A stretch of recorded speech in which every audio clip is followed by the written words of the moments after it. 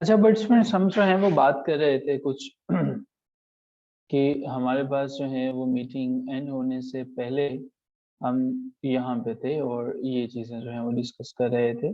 Possessive pronoun और possessive adjective जो है वो हमारे पास क्या होते हैं। अच्छा जी, उसी तरह से एक टेबल बना लेते हैं, कुछ लाइन लगा लेते हैं। एक तरफ हमारे पास पोजेसिव प्रोनाउन हो जाएंगे और एक तरफ जो है वो पोजेसिव एडजेक्टिव हो जाएंगे, और हम इन दोनों को समझने की कोशिश करेंगे कि ये क्या होते हैं। अच्छा जी, पोजेसिव प्रोनाउन हमारे पास जो है, जब हम इनकी बात करेंगे तो आपके जहन में आना चाहिए जो पोजेशंस को जाहिर करता है। ठीक है? जो पोजेशंस को जाहिर करेंगे वो हमारे पास क्या होंगे जी, पोजेसिव प्रोनाउन। तो अब हम जब यहाँ से आगे बढ़ेंगे, मरियम जफर साहिबा लिखती हैं पोजेसिव एडजेक्टिव के फौरन बाद नाउन आएगा, पोजेसिव प्रोनाउन की जगह यूज होगा। That's the difference. ग्रेट। अच्छा जी, आपने ठीक लिखा। हमारे पास जो है वो हम यहाँ पे सिर्फ मैं यहाँ पे पोजेसिव एडजेक्टिव को लिख रहा हूँ। रूल जो है इसको हम एग्जांपल से समझने की कोशिश करेंगे, क्योंकि मरियम साहिबा ने इसको लिख दिया, लेकिन फिर भी आपके लिए ये पोजेसिव एडजेक्टिव्स हैं जो मैं भी लिख रहा हूँ। ठीक है, माई, योर। अभी आप भूल जाएंगे इनका हमने करना क्या है, वो मैं बता देता हूँ आपको। My, your, his, her, our, your, their, its. ये हमारे पास क्या है जी, पोजेसिव एडजेक्टिव्स हैं। और जब हम बात करते हैं पोजेसिव प्रोनाउन की, वो हमारे पास होंगे जी माइन। माइन के बाद हमारे पास होगा जो योर। योर के बाद होगा जो हमारे पास his, hers, ours, yours, theirs और इट्स। ये हमारे पास ये दो होंगे। ठीक है, इस तरह से होंगे। अब आपने क्या करना है, आपने ये करना है कि ये जो मैं आपके साथ जो है वो एक सेंटेंस शेयर करने लगा हूँ, मुझे आपने बताना है कि इसमें हमारे पास जो है वो पोजेसिव एडजेक्टिव है या पोजेसिव प्रोनाउन है। ठीक है, दिस इज माय बुक। तो यहाँ पे हमारे पास क्या पोजेसिव प्रोनाउन है या पोजेसिव एडजेक्टिव है? दिस इज माय बुक क्या पोजेसिव प्रोनाउन है या पोजेसिव एडजेक्टिव है? हमारे पास this is my book.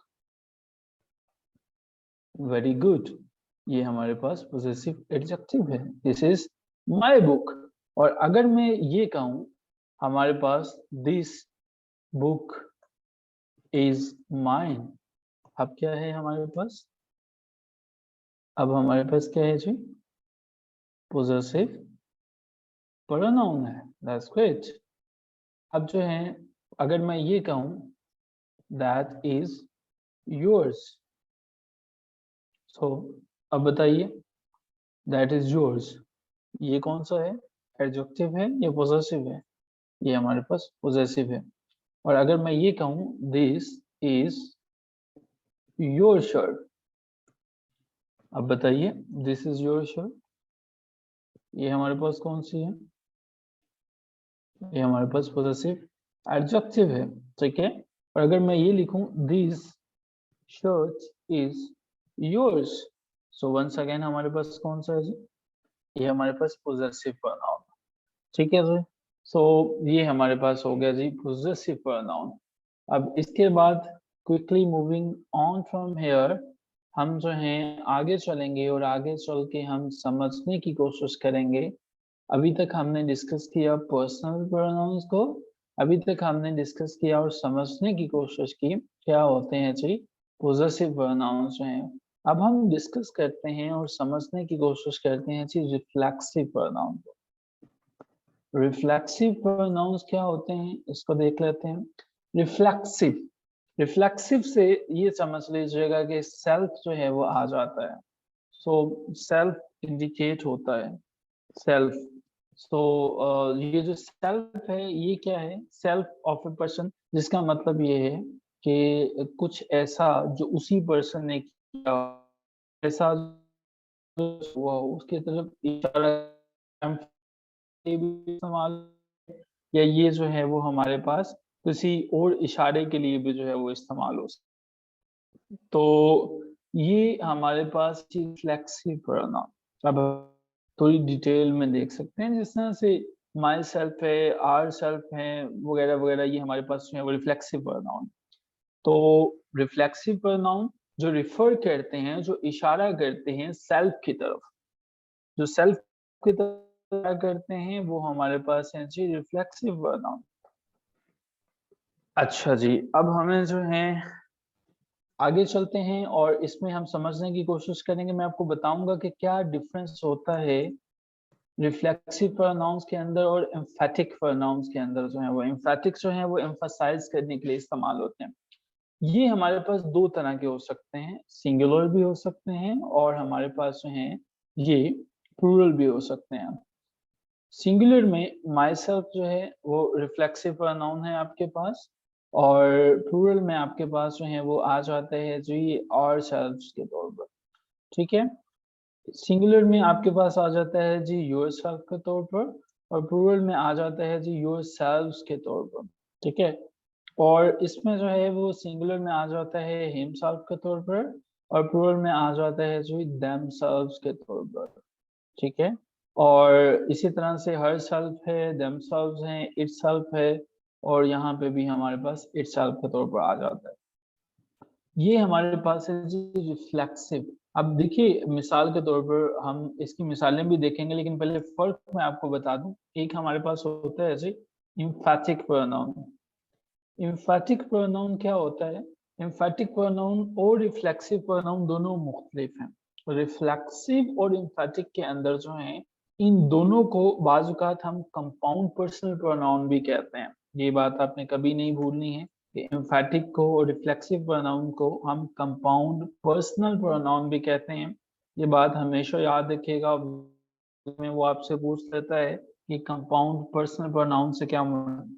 Emphatic pronoun जो हैं और रिफ्लेक्सिव प्रोनाउन जो हैं वो ये दोनों मिलके क्या बनाते हैं? कंपाउंड पर्सनल प्रोनाउन बनाते हैं।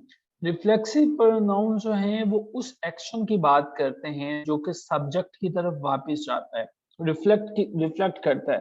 मिसाल के तौर पर अगर मैं ये कहता हूँ he will soon ruin himself, अब यहाँ पे देखिएगा मैं बात कर रहा हूँ हिमसेल्फ की। तो रिफ्लेक्सिव प्रोनाउन में हमारे पास वो जो इशारा है, वो सब्जेक्ट जो है टर्न बैक करता है हमारे पास जो है वो जो एक्शन है सब्जेक्ट का उसी की तरफ। ठीक है, तो ये हमारे पास रिफ्लेक्सिव है। क्या आप ये बता सकते हैं कि और एम्फेटिक में क्या होता है? पहले उसको भी देख लें और फिर जो है डिफरेंस मैं पूछता हूँ। एम्फेटिक हमारे पास वो प्रोनाउन होता है जिसमें हम एम्फसाइज करते हैं, जोर देते हैं किसी चीज के ऊपर। ठीक, जिसमें जो है वो हम ये कहते हैं मिसाल के तौर पर he will do it himself, ये हमारे पास एम्फेटिक है। ठीक है, you yourself are the responsible for this task. ठीक है, अब ये अगर चीजें आपको समझ में आ गई हों तो मैं थोड़ा सा आपसे पूछना चाहूंगा, हर्ट माई सेल्फ जो है वो रिफ्लेक्स है या एम्फेटिक है? I hurt myself reflex emphatic है? रिफ्लेक्सिव है, एम्फेटिक है? सिंपल रिफ्लेक्सिव है। आई हर्ट माई सेल्फ इसमें क्या है? हमारे पास जो एक्शन है वो रिफर बैक करता है की तरफ। ठीक है, और अगर मैं ये कहूँ you will hurt yourself, ठीक है, तो ये बताइए ये हमारे पास क्या है? ये हमारे पास रिफ्लेक्सिव है। ठीक है, सो अगर मैं ये कहूँ ही हिमसेल्फ केम टू सी मी, तो ये क्या है? ही हिमसेल्फ केम टू सी मी, ये हमारे पास क्या है? यहाँ पे हम एम्फसाइज कर रहे हैं। ठीक है, ये आपसे पूछ लेता है कि कौन से वाला ये प्रोनाउन है और आपको पता होना चाहिए। I will compose the book my self, ये कौन से वाला है? एम्फेटिक है, रिफ्लेक्सिव है?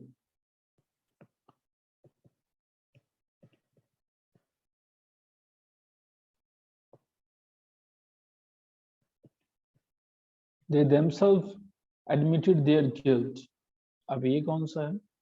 They themselves admitted their guilt। ये हमारे पास एम्फेटिक है। एम्फेटिक जो है वो एम्फसाइज करने के लिए इस्तेमाल होता है, ठीक है, एम्फसाइज करने। और एम्फसाइज किसके ऊपर होता है? सब्जेक्ट के ऊपर होता है, ठीक है जी। सो जी ये हो गया हमारे पास रिफ्लेक्सिव। और अब हमारे पास लास्ट एक टाइप रह गई है, और उसके बाद जो है वो कुछ क्विज लेंगे। वो है जी हमारे पास रिलेटिव प्रोनाउन जो है वो। सो जी रिलेटिव प्रोनाउन को भी हम डिस्कस कर लेते हैं। और यहाँ पे हमारे पास आ गया जी रिलेटिव प्रोनाउन। रिलेटिव प्रोनाउन में ये देख लीजिएगा कि रिलेटिव प्रोनाउन जो है वो आइडिया देता है किसी नाउन की तरफ। मिसाल के तौर पर मैं रिलेटिव प्रोनाउन को इस एग्जांपल से समझाना चाहूंगा। The man who is honest is देखिएगा, रिलेटिव प्रोनाउन रिलेट्स करता है आइडिया दोबारा किसी नाउन के साथ। अगर मैं ये कहूँ the man who is honest is trusted, यहाँ पे देखिएगा कि कोई एक आइडिया है वो किसी की तरफ रिफर बैक करता है। रिलेटिव प्रोनाउन वो जो आइडिया है वो किसी नाउन की तरफ रिफर बैक करता है। तो यहाँ पे रिलेटिव प्रोनाउन हमारे पास क्या है? The man who is honest. तो हमें ये पता चलता है इस एग्जाम्पल से ये जो हु का वर्ड है ये किसी की तरफ रेफर कर रहा है, ठीक है, किसी को किसी के बारे में बता रहे हैं। और किसके बारे में बता रहे हैं? किसी और जो है वो हमारे पास नाउन है उसके बारे में, ठीक है। सो अब हमारे पास ये हु जो है वो किसकी बात करता है? द मैन के बारे में बता रहा है। सो यहाँ पे ये हमारे पास रिलेटिव प्रोनाउन है। रिलेटिव प्रोनाउन की भी कुछ जो है वो हमारे पास, ठीक है। अच्छा, जो रिलेटिव प्रोनाउंस हैं वो हमारे पास कौन कौन से होते हैं? ये हमारे पास हो सकते हैं जी हु हो सकता है, हमारे पास विच हो सकता है, हमारे पास दैट हो सकता है, हमारे पास व्हाट हो सकता है, हमारे पास हुज हो सकता है, हमारे पास डैट हो सकता है, हमारे पास whom हो सकता है, हमारे पास और whom के अलावा जो है वो डैट हो चुका है, ठीक है। ये हमारे पास जो है वो रिलेटिव प्रोनाउंस हो सकते हैं। एक छोटा सा और डिफरेंस समझ लीजिएगा, ये हमारे पास जो हु है, हु आमतौर पर अशखास के लिए इस्तेमाल करते हैं। कभी कभी बड़े जानवरों के लिए भी इस्तेमाल कर लेते हैं। इंसानों के लिए हु इस्तेमाल करते हैं, बड़े बड़े जानवरों के लिए भी इसको हम इस्तेमाल कर लेते हैं। लाइन, लेकिन लाइन के लिए जिस तरह से हो गया, ठीक है, there lived a lion who was very old वगैरह वगैरह वगैरह। जब हम हुज की बात करते हैं, हुज इस्तेमाल करते हैं मलकियत जाहिर करने के लिए, ठीक है। He is the man whose name we do not know, ठीक है। तो हमारे पास जो है वो हम हुज को इस्तेमाल करते हैं मलकियत जाहिर करने के लिए। और विच हम इस्तेमाल कर सकते हैं किसके लिए? विच हम इस्तेमाल करते हैं गैर जानदार चीजों के लिए। इसको जानवरों के लिए भी इस्तेमाल करते हैं, लेकिन छोटे जानवरों के लिए। जिस तरह से आप जो है वो कैट के लिए इस्तेमाल कर लें, जिस तरह से आप जो है वो हॉर्स के लिए इस्तेमाल कर लें, ठीक है। और डेट जो है वो आप यूज कर सकते हैं चीजों के लिए भी, इश्खास के लिए भी, दोनों के लिए। लेकिन आम तौर पर हम आइडियाज के लिए, ख्यालात और तस्वुरात को बताने के लिए इस्तेमाल करते हैं। ये एक बेसिक सा डिफरेंस था इनके अंदर जो है, ताकि आपको याद रहे।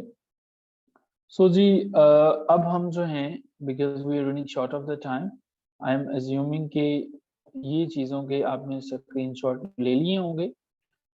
तो ये हमारे पास जो है वो सेकंड स्क्रीन थी, और ये हमारे पास है जी फर्स्ट स्क्रीनशॉट, ठीक है। तो अब हम जो हैं वो लास्ट सेक्शन की तरफ मूव करते हैं। आप में से कितने लोग ऐसे हैं जिन्होंने किया होगा वही फाइल जो आज का 6 नवंबर का, वो कितना, how many in the speech?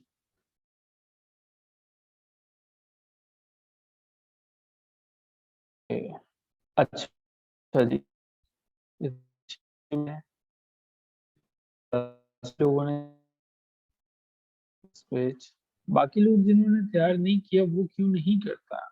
क्या उन्हें लगता है कि उन्हें ज़रूरत नहीं है, या वो इसको अहम नहीं समझते हैं? खैर चलें, उनकी मर्ज़ी है, लेकिन इसको करें। अच्छा जी, मुझे बताइएगा कि इस्लामिक सॉलिडरिटी गेम्स जो हैं वो कब हुई थे?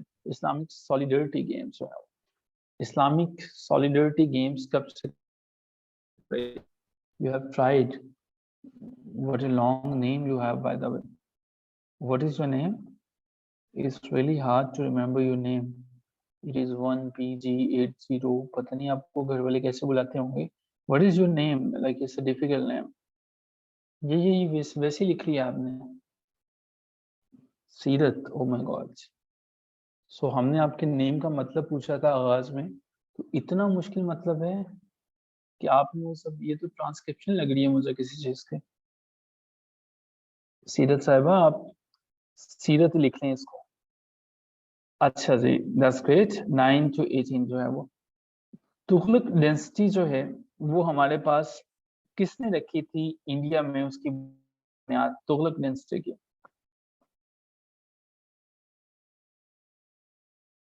ये नहीं पता होगा.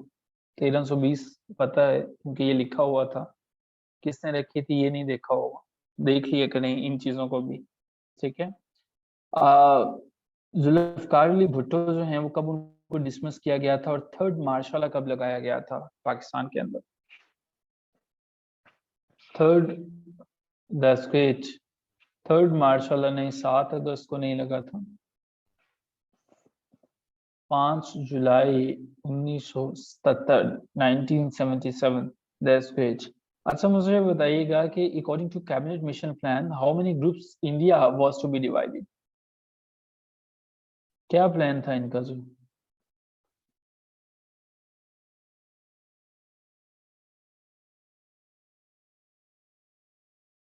That's great. अच्छा, मुझे बताइएगा कि largest temple of the world का क्या नाम है? सबसे बड़ा जो टेंपल है दुनिया में उसका नाम क्या है? उसका नाम हमारे पास क्या है? Very good. That's Angkor Wat. ठीक है. अब मुझे बताइएगा कि पाकिस्तान जो है, हमने 2022 में बर्मिंघम में कुछ कॉमनवेल्थ गेम्स के अंदर जो है वो मेडल जीते थे. तो ये हमारा कितने मेडल्स थे हमारे जो हमने जीते थे? बर्मिंघम वाले भी सोचते होंगे कि कितने मेडल्स देंगे. Yes, 8 medals were there. So very good. Great. हजरत मूसा को क्या कहा जाता है? हजरत मूसा को क्या कहा जाता है? हजरत मूसा का टाइटल क्या था?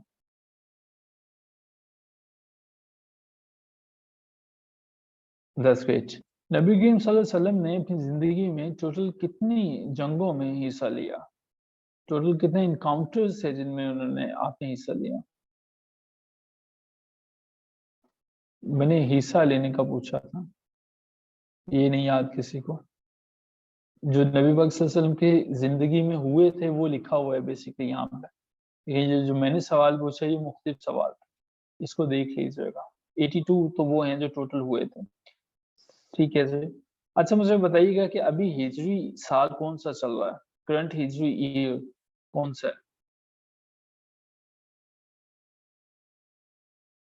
1444. That's great. That's great. Wishing all of you good luck.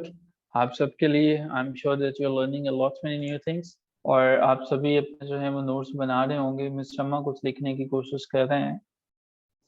So take care of yourself. It's 9 o'clock. Hope to see all of you tomorrow. Till then, take care. Have a good night. Khuda Hafiz.